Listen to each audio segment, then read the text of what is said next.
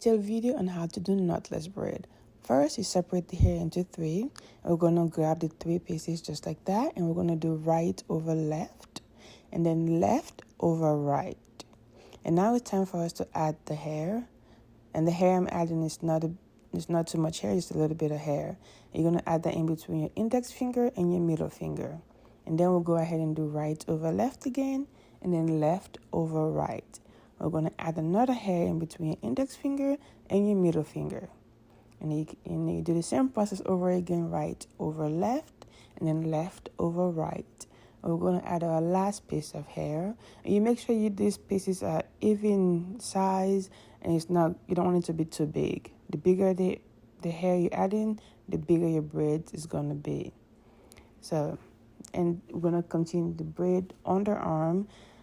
I flip the hair underarm, and then we're going to continue doing the same thing until we'll finish the braid, just like so.